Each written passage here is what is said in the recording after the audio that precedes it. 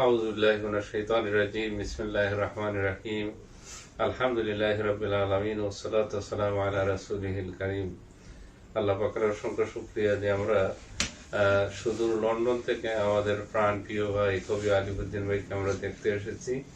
আমাদের সাথে রয়েছেন সাবেক সরকার মাননীয় উপদেষ্টা অ্যাডভাইজার জনাব মখলিসুর রহমান চৌধুরী সাহেব।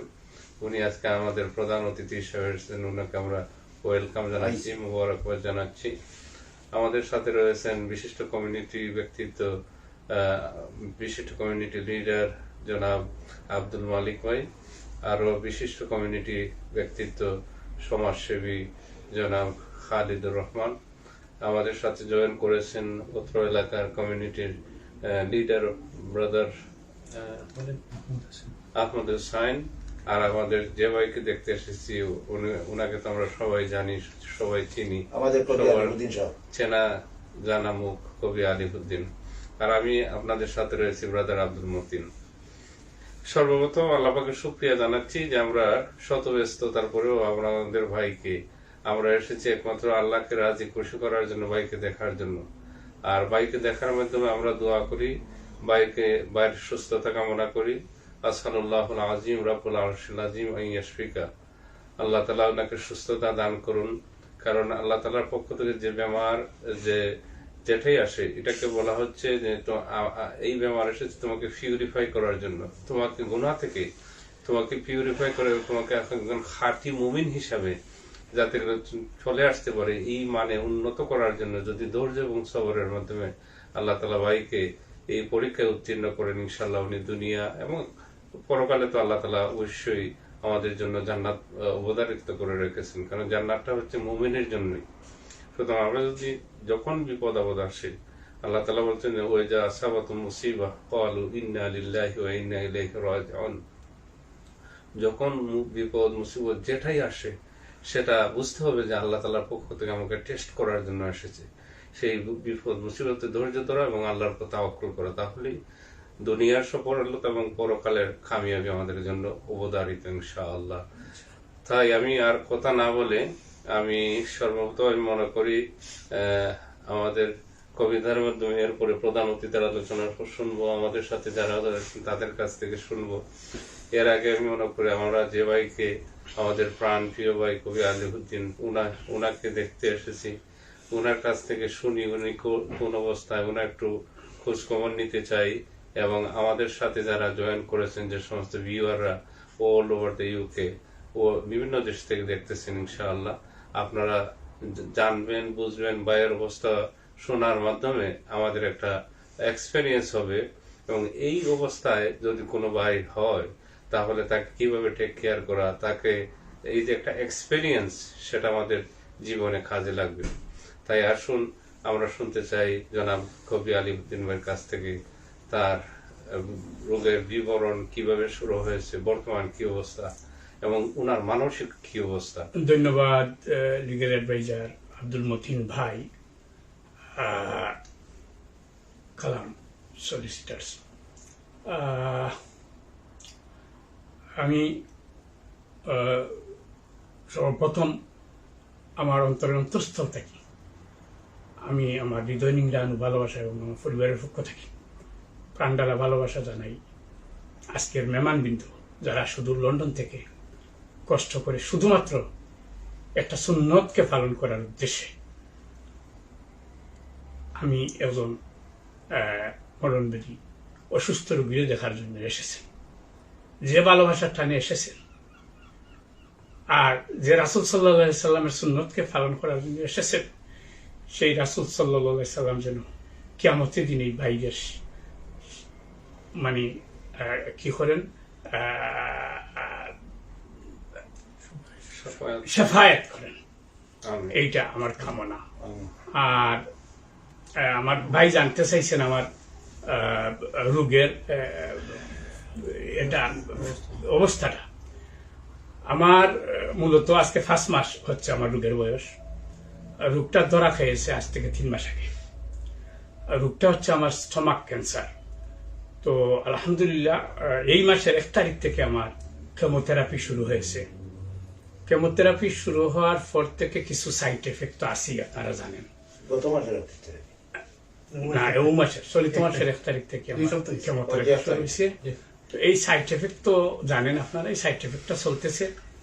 আর এইটা সব কেমোথেরাপি যারা নেয় সবারই এইটা হয়, চুল ফলে, শরীর উইক হয়, এরপরে খানির রুচি কমে। তো এগুলো আমারও হচ্ছে। আপনারা যারা আমার শুভাকাঙ্ক্ষী, আমাকে যারা ভালোবাসেন, আমার লেখালেখির সাথে যারা পরিচিত, সবাই আমার জন্য দোয়া করবেন। আর আমি কথা না বাড়িয়ে আমি বলবো, আজকের যে মেহমান এবং প্রধান মেহমান আমার সম্মানিত ভাই, যার ডাকে আমি লন্ডনে ব্রাডি সেন্টারে, উডেনহাম সেন্টারে, এরপরে আপনার আমাদের যে একটা সাহিত্য সংগঠন ছিল, রেনেসাঁ সাহিত্য পরিষদে আমরা যাইতাম, সেই ভাই এখানে আছেন, মখলিসুর রহমান চৌধুরী। উনার কথা রাখবেন। আমি মতিন ভাইয়ের কাছে আমার ফ্লোর সাইডে দিলাম। লিপটন ভাইকে যদি আমরা স্পেসিফিক বলি যে ব্যাপারটা তো আল্লাহ তাআলার পক্ষ থেকে অবশ্যই, কারণ হাদিসে এসেছে লা বা'সা তাহুরুন ইনশাআল্লাহ, এই বেমার মানুষকে পিউরিফাই করে। Whatever disease come to you to purify you, এটা ধৈর্যের সাথে মোকাবেলা। এটা কিভাবে আপনি এটাকে আপনি জাস্টিফাই করতে পারলেন, অথবা আইডেন্টিফাই করতে পারলেন, অথবা কি কি সিমটম আপনি মনে করলেন যে আপনার বডিতে এসেছে, এরপরে আপনি ডক্টরে গিয়েছেন বা হসপিটালে গিয়েছেন, এরপরে এটা ধরা পড়েছে যে এই ডিজিজ? ধন্যবাদ আব্দুল মতিন ভাই। আমার মা মারা গেলা মে মাসের 1 তারিখ। তো আমি 3 তারিখ দাফন খাফন কইরা ম্যানচেস্টার থেকে আসলাম। আসার পরে আমার পেটের ভিতরে পেইন শুরু হয়েছে এবং ব্যাক পেইন শুরু হয়েছে। তখন গেলাম ডাক্তারে, ডাক্তার আমাকে সিটি স্ক্যান করছে, আরো কয়েকটা টেস্ট করছে। করার পরে রাত্রে 12টার দিকে আমাদেরকে বলছে যে আলিফুদ্দিন, ইউ আর ক্যান্সার। তখন তারা আমাকে হসপিটালে ভর্তি করে এবং 5 দিন রাখার পরে বলছে যে তোর আরো অনেক ডায়াগনোসিস বাকি আছে, তো আমরা সেগুলো কর্মু, আমাদের যে যারা এক্সপার্ট আছে তাদের সাথে আমরা বৈশা করব এবং আমরা 2-1 মাসের ভিতরে হয়তো তোরে কেমোথেরাপিটা আমরা দিতে পারি। তো আলহামদুলিল্লাহ আমি 2 মাস পরেই কিন্তু কেমোথেরাপিটা পাইয়া গেছি।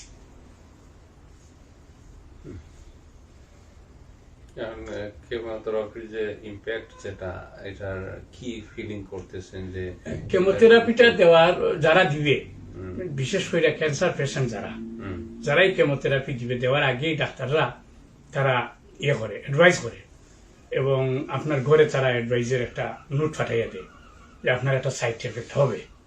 সেটা কিডনি এফেক্ট হইতে পারে, সেটা মাথার চুল ভরতে পারে, বমিটিং হইতে পারে, তারপরে উইক হইতে পারে, খানির রুচি কমতে পারে, আরো অসংখ্য আছে। প্রত্যেকটা জিনিসে আমাকে এফেক্ট করতেছে।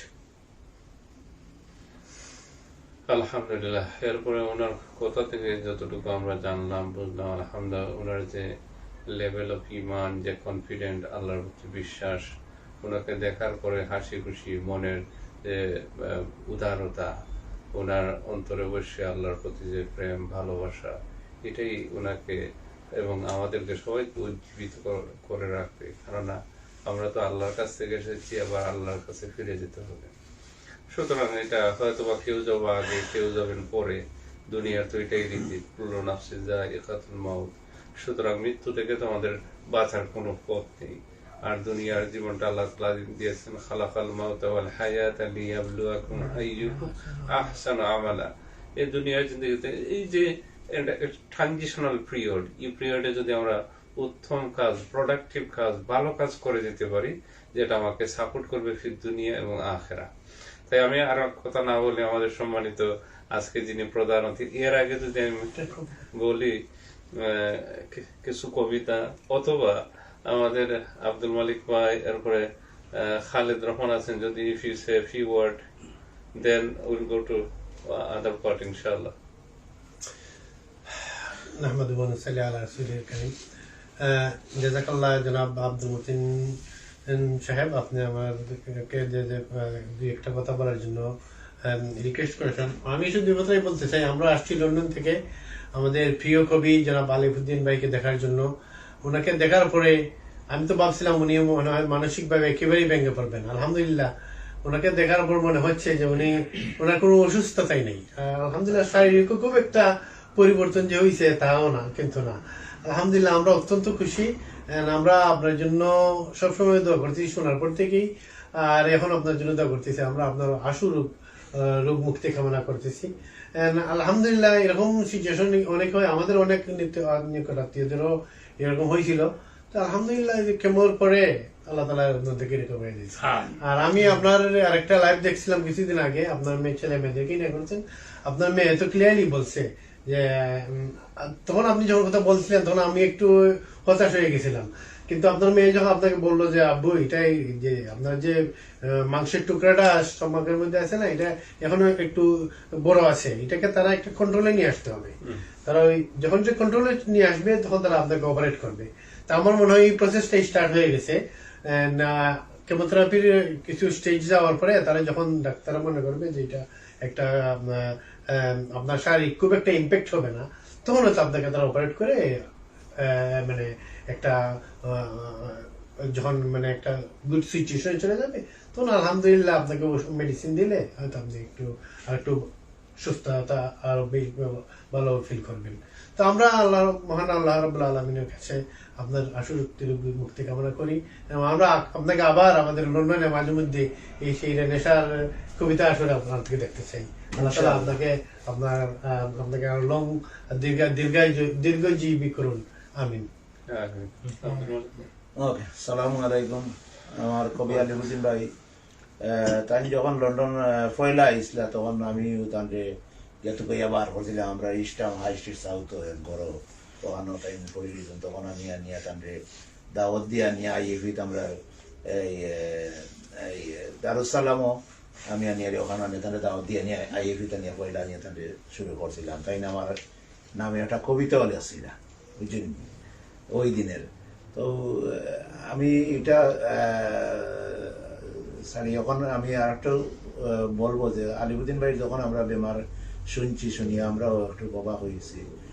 এখন আমি যতক্ষণ তার কাছ থেকে ফোনে বা খবর লইছি যে তার স্টেজের ব্যাপারে, তখন এটুকু আমি এখন আশা আছে যে তাই ভালো হইবা, আমাদের কাছে ফিরিয়ে আইবা। কারণ কিমোথেরাপি আল্লাহ দিলে সাকসেসফুল হয়েছে পয়লাটা, ইনশাল্লাহ কয়েকটা কিমোথেরাপি দেওয়ার পরে তার এই যে ক্যান্সারের যেটা মাংস এটা বড় হয়েছে এটা ছোট করিয়ে আনার পরে তার অপারেশন করিয়ে এটা তারা ঠিক করে দিব। যেমন আমার আম্মারও সমান ও নমুনার হয়েছিল, তো তার বয়স্ক মানুষেরও তার অপারেশন করিয়ে লাইতে তারা ঠিক করে দিয়েছে, লাইলে এখন বহুত কমছে। আমিও আশা করি আমার আলিফুদ্দিন ভাই ইনশাল্লাহ আল্লাহ তাকে সুস্থ করবা করিয়া আমরা গেছে আরবার নিবা। আজকে আমি তান্ডে কইয়ার বলে আমি আরবার তান্ডে লন্ডন ফিরাইয়া নিমু, তান্ডে ওখানে গড় একটা দিমু, তাই ওখানে যাইবা আমাদের কাছে আরবার ফিরিয়া যাইবা আশা করি, আমিন। আমি প্রধান অতিথির আলোচনা দেওয়ার আগে বা মাহমুদ ভাইয়ের আলোচনা দেওয়ার আগে কবিতা হইল আমি যেদিন ফার্স্ট লন্ডন গেলাম আমার ফ্যামিলি সহ, এটা 2003, পরের দিন আব্দুল মালিক ভাই নেসার বাইরে সহ আমার দেখতে আইসেন আমার ঘরের সামনে, আমার ঘরের ভিতরে। আবার পরে তো তারা গেছেন কি, তো আমি একটা কবিতা লেখছিলাম। এই কবিতাটা উৎসর্গ আব্দুল মালিক ভাই নিয়ে, তো বেশি না 8 লাইনে, আমি কি বলতে পারি? আমার কবিতাটা হৃদয় ছুঁয়েছে ডায়েরি বইয়ের ভিতরে, এই কবিতাটা স্থান পাইছে। কবিতাটার নাম হইল বৃষ্টি ভেজা দিন, উৎসর্গ আব্দুল মালিক এমপি। আজ সারাটি সকাল আকাশে ভাসছে মেঘের ভেলা, জানালার ফাঁকে দেখছি বৃষ্টি আর বিলেতের স্নো। এ যেন ভালোবাসার মিলন, হঠাৎ তোর যার করা নড়ে উঠে। খুলে দেখি দিনী ভাই আব্দুল মালিক, প্রচন্ড শীতে দেওয়া টার্গেট, যারা বরফের দেশে উড়াবে কলেমার পতাকা। পরবর্তীতে আমাদের নিয়ে টাইম মেনোপাক একাডেমি নামে একটা প্রতিষ্ঠান আমরা করি। এই প্রতিষ্ঠানের আমি এক্সিকিউটিভ কমিটি মেম্বার আসলাম, আমরা আব্দুল মতিন ভাই আসলা সেক্রেটারি জেনারেল, এবং সভাপতি আসলা আমরা আব্দুল মালিক ভাই এমপি। ওকে, আপনি থ্যাংক ইউ। আহমদ ভাই কিছু বলেন, কিছু বলবেন? আপনি তো কথা আপনাদের তো আলহামদুলিল্লাহ আসলে আল্লাহর অশেষ রহমত যে আল্লাহ আমাদের এই দিনের দায়ী হিসাবে অ্যাকচুয়ালি একজন মানুষ আমরা পাইছি, যে বিশেষ করে এই হাল সিটিতে। আসলে আমি বেশি দিন আসি নাই হাল সিটিতে, তো আমি 2018-তে হাল সিটিতে আসছি। তো আসার পরে আমি বাইতি ভাই, আমাদের দিনী ভাইদের পরিচয় পাই, এই স্টেপ বাই স্টেপ আলিবুদ্দিন ভাইও পাই।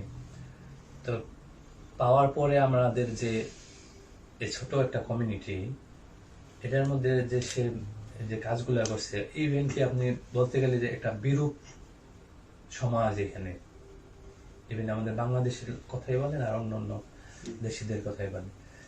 এর মধ্যেও তারে দেখছি যে সে মানে ছোট করে বলতে হলে শত শত কোরআনের কপি বিলি করছে, শত শত, ইভেন হাজার হইব কিনা আমার মনে হয় হইব এরকম, যে বাংলা, ইংরেজি এবং অন্য অন্য। এই যে দায়ী আল্লাহর যে কাজ, এবং এই প্রবাসী থেকে যে যেটা নাকি মানে অবশ্য করণীয় একজন মানে একজন মুসলমান কিংবা একজন দায়ী, সেই কাজটা আমার মনে হয় যে আলিফুদ্দিন ভাই মানে আমার কাছে ধারণা যে পূর্ণাঙ্গভাবে সে করছে এই পর্যন্ত। এবং তার যে অবদান আসলে সমাজে, তার লেখনের মাধ্যমে, তার কথার মাধ্যমে, তার কাজের মাধ্যমে, এগুলি অবশ্যই আল্লাহ তাআলা সদকায়ে জারিয়া হিসাবে কবুল করুন। আমরা সবাই আল্লাহর কাছে দোয়া করি এবং আল্লাহ তার পূর্ণ সুস্থতা দান করুন। এবং আপনারা অনেক দূরে থেকে আসছেন এই মহব্বতের কারণেই, এই একজন দায়ী আল্লাহর একজন ভ্রাতৃত্ব বোধ থেকে আপনারা হয়তো ওনারা দেখতে এসেছেন। এই জন্য আমাদের কমিউনিটির তরফ থেকে, আমাদের সকল ভাইদের তরফ থেকে আমি অত্যন্ত ধন্যবাদ। এবং আমাদের জন্য আপনারা দোয়া রাখবেন, আলিফুদ্দিন ভাইয়ের জন্য আমাদের আন্তরিক দোয়া রইল। আল্লাহ যেন তার পূর্ণ সুস্থতা দান করে এবং আমাদের মধ্যে তার কর্ম যেন আরো দীর্ঘজীবী করে। আমি থ্যাংক ইউ ভেরি মাচ। একটা কথা মিসিং হয়েছে, উনি অসংখ্য নন মুসলিমেরও দাওয়াত দিচ্ছেন। উনি একটা নন মুসলিমের দাওয়াত দিয়ে মুসলমানও বানাইছেন। আল্লাহ তাআলা ওনাকে এখন আমাদের সামনে যিনি গুরুত্বপূর্ণ বক্তব্য রাখবেন এবং আজকে এই আসরের যিনি প্রধান আকর্ষণ, প্রধান অতিথি, সাবেক সরকারের সম্মানিত উপদেষ্টা জনাব মখলিসুর রহমান চৌধুরী সাহেব, ওনার বইয়ের উপরে প্লাস আমাদের যে এতদিনের সম্পর্ক সার্বিক বিষয়ের উপরে আলোচনা করার জন্য আমরা সবিনয় অনুরোধ করছি। বিসমিল্লাহির রহমানির রহিম। সম্মানিত ভাইয়েরা, আসসালামু আলাইকুম। এতক্ষণ আপনারা আমাদের জনাব কবি আলিফুদ্দিন, জনাব এমামউদ্দিন, জনাব এমাম মালিক, জনাব খালিদুর রহমান এবং জনাব মাহমুদ হোসেনের বক্তব্য আপনারা শুনেছেন। আজকে এখানে আমরা অনেকদিন পরে মিনহা খালাকনাকুম ওয়া ফিহা নুঈদুকুম ওয়া মিনহা নুখরিজুকুম তারাতান উখরা, আল্লাহ তাআলা আমাদেরকে যে মাটি থেকে সৃষ্টি করেছেন, যে মাটিতে আমাদেরকে আবার ফিরিয়ে নেওয়া হবে কবরে, এবং আবার যে মাটি থেকে আমাদেরকে হাসরের ময়দানে উত্থান করা হবে, সেই মাটির টানে আল্লাহ তাআলার হুকুম হাকাম অনুযায়ী আমরা সুন্নত পালন করার জন্য কাউলু মুসিবাতুন ইন্না লিল্লাহি ওয়া ইন্না ইলাইহি রাজিউন, আমরা আল্লাহ তাআলা আমাদেরকে সৃষ্টি করেছেন, আমাদেরকে আবার মৃত্যু দান করবেন, আল্লাহ তাআলার কাছে আমাদের ফিরে যেতে হবে, এই ঐশী বাণীকে বিশ্বাস করে আজকে আমরা সুন্নতের নিয়তে অলরেডি আমাদের আজকের অনুষ্ঠানের উপস্থাপক এবং আমাদের কবি এইগুলো ক্লিয়ার করেছেন। আমরা সেখান থেকে শুরু করছি। আমরা এর আগে এখানে এসেছিলাম এই হাল সিটিতে, এবং এখানে আমরা জনাব কবি আলিফুদ্দিনের আগের বাসায় আমাদের যে প্রোগ্রাম হয়েছিল সেখানে অংশ নিয়েছিলাম, এবং তিনি যথার্থই বলেছেন উডেনহাম সেন্টার থেকে শুরু করে লন্ডনের ব্রাডি সেন্টার এবং অন্যান্য সেন্টারে আরও বিভিন্ন অনুষ্ঠানে আমরা অংশ নিয়েছি, এবং রেনেসা সাহিত্য মজলিস থেকে শুরু করে আমরা আরও বিভিন্ন প্রতিষ্ঠানের আলোচনায় অংশ নিয়েছি। এবং মানুষ যে ভয়কে জয় করে, আল্লাহকে ভয় করে, তাকওয়ার মধ্যে অবলম্বন করে, এর বড় প্রমাণ হচ্ছেন জনাব কবি আলিফুদ্দিন। এবং আজকে আমরা গাড়িতে বসে আলাপ করেছিলাম আমাদের জাতীয় কবি কাজী নজরুল ইসলাম সম্পর্কে, যে যিনি এক আল্লাহ জিন্দাবাদ বলে বলেছেন, লা শরীক আল্লাহ জিন্দাবাদ বলে কবিতা লিখেছেন, যিনি বলেছেন মসজিদের পাশে আমার কবর দিও ভাই, যেন গড়ে থেকেও মুয়াজ্জিনের আজান শুনতে পাই। সেই কবি কাজী নজরুল ইসলাম যেভাবে কবিতা লিখেছেন, আজকে আমাদের জাতীয় কবি, আগেই বলেছি, বিদ্রোহী কবি ছিলেন এবং একসময় কলোনিয়াল লেগেসির বিরুদ্ধে, কলোনিয়াল রুলের বিরুদ্ধে যিনি সংগ্রাম করেছিলেন। ভেঙ্গে ফেল করে লোপাট এবং কারারই লৌহ কপাট কবিতা লিখেছিলেন। সেই নজরুল ইসলামও কবিতা লিখেছেন এক আল্লাহ জিন্দাবাদ, এবং কবি আলিউদ্দিনের একটা বইয়ের নাম হচ্ছে এক আল্লাহ জিন্দাবাদ। তিনি লিখেছেন আরেকটি বই ছায়া বৃক্ষ, তিনি লিখেছেন হৃদয় ছুঁয়েছে ডায়েরি, একটু আগে যেখান থেকে একটা কবিতা জনাব ইমাম মালিকের উপর তিনি আবৃত্তি করলেন। বিশ্বনবী মোহাম্মদ সাল্লাল্লাহু আলাইহি সাল্লাম এর কবি আলিউদ্দিনের অনুষ্ঠানে আমি অংশ নিয়েছিলাম, আমার মনে পড়ে। লন্ডন বাংলার চিঠি জনাব আলিউদ্দিন লিখেছেন, এবং কোরআনের ছায়া তোলে তারা আরেকটি গ্রন্থ, এবং তিনি কোরআনের ছবির উপর নামেও আরেকটি বই লিখেছেন। আজকে এখানে যারা দাঁড়িয়েছে, আল্লাহ তাআলাকে রাজি খুশি রাখার জন্য আমরা এসেছি, এবং আল্লাহ তাআলা বলেছেন যে অতীত, বর্তমান, ভবিষ্যৎ সবকিছু আল্লাহ সমান্তরাল দেখেন। এবং আল্লাহ তাআলার কাছে একটা ক্ষমতা রেখেছেন, সেটা হচ্ছে মানুষ যখন অসুস্থ হয়, মানুষ যখন সমস্যায় পড়ে, তাৎক্ষণিকভাবে দোয়ার মাধ্যমে আল্লাহ তাআলা এটা পরিবর্তন করেন। আল্লাহ তাআলা বলেছেন, সাব্বাহা লিল্লাহি মা ফিস সামাওয়াতি ওয়াল আরদি ওয়া হুয়াল আজিজুল হাকিম, লাহু মুলকুস সামাওয়াতি ওয়াল আরদি ইউহয়ি ওয়া ইউমীতু ওয়া হুয়া আলা কুল্লি শাইইন কাদির, হুয়াল আউয়ালু ওয়াল আখিরু ওয়াজ যাহিরু ওয়াল বাতিনু ওয়া হুয়া বিকুল্লি শাইইন আলিম। আল্লাহ তাআলা এই আয়াতগুলোর মধ্যে সবকিছু পরিষ্কার করে বর্ণনা করে দিয়েছেন। আমি যে কথাটা এখনই মাত্র বললাম সংক্ষেপে।